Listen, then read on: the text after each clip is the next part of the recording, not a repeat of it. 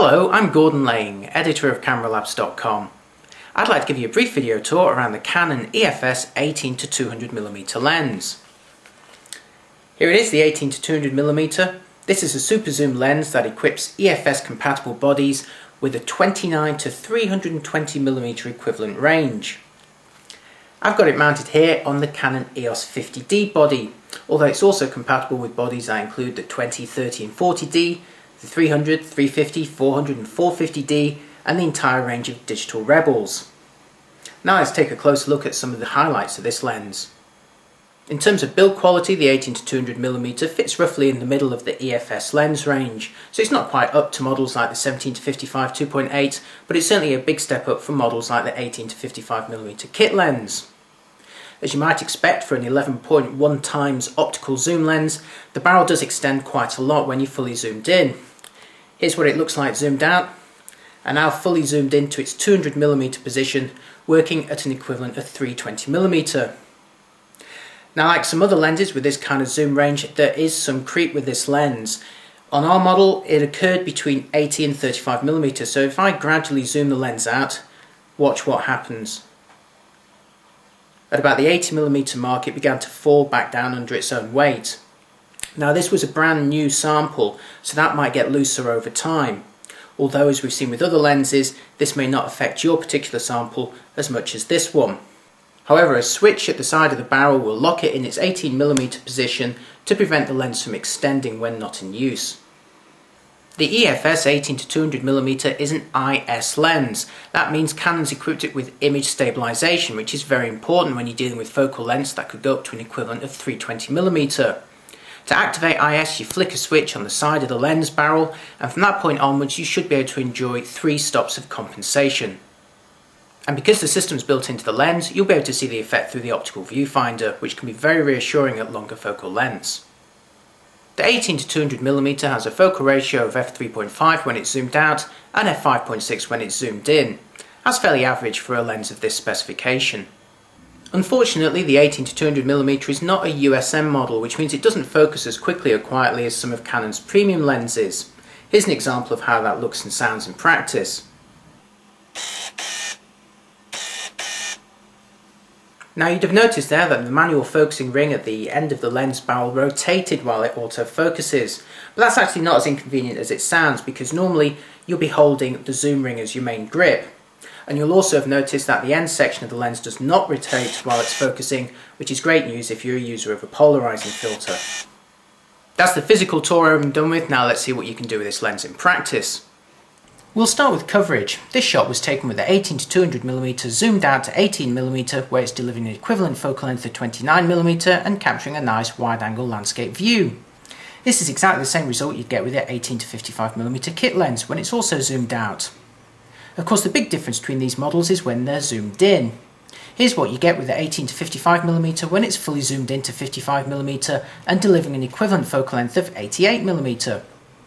Now here's the 18-200mm fully zoomed into 200mm, delivering an equivalent focal length of 320mm. That's almost 4 times closer than the kit lens can get, and the difference is quite dramatic. Let's see that again. The 18-200mm takes you all the way from here to here.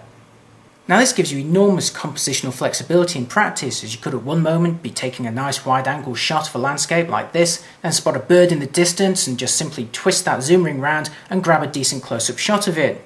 Believe it or not, these 2 photos you've just seen were taken from pretty much the same spot and just moments apart. There was no need to change the lens, there was no need to even carry a spare lens or run the risk of dust getting into the body and sticking to the sensor. This is the main advantage of having a super zoom lens at your disposal. Here's another example where we were taking a nice wide-angle view of this yacht, then spotted the steamship approaching from the distance, and we were able to simply turn around, zoom the lens in and grab this shot. Again, the boat was really quite far away, and this again demonstrates the flexibility of having this enormous 11.1 times optical zoom range. It's also great for taking photos of people. This shot was taken with the lens approximately midway through its focal length. Now, we shot this in program mode and used a fill-in flash, but it is possible to shoot in aperture priority, and if you open that aperture up you can get a nice out of focus effect in the background. And if you want to learn more about how to do that, check out our tutorial on our sister site DSLR Tips. Owners of Canon's EF-S compatible DSLRs have long requested a Canon branded 18-200mm super zoom. For years they've looked on enviously at Nikon's 18-200mm and the flexibility it gives owners of that system. Canon's also obviously enviously looked at the great sales of Nikon's 18-200mm and quite fancies some of its own. And certainly in practice, the Canon 18-200mm does give you great compositional flexibility. You could be taking a wide-angle landscape shot with this lens, then spot some action in the distance and zoom into its equivalent of 320mm and grab it with great ease. There's no need to swap lenses or even carry multiple lenses with you. You also minimise the risk of dust getting into your body when you do change those lenses. The image stabilization on this lens is also very effective, giving you around 3 stops of compensation in practice. So far so good, but it's interesting that Canon's gone for a slightly more down-market design than Nikon has with its own super zoom lens. Both lenses may have the 11.1 times focal range and built-in anti-shake facilities, but Canon's opted not to equip its version with its USM focusing motor, whereas Nikon has with its SWM on its own model. This means that the focusing on the Canon model is not as quick and quiet as it should be, and it also means that there's no full-time manual focusing. You can't just grab the manual focusing ring and turn it at any time without first putting the lens into manual focus. There's also no little window on the body itself to see the focus distance marks. But these won't matter to many people who will be looking at this lens. What they're after is the convenience of a super zoom.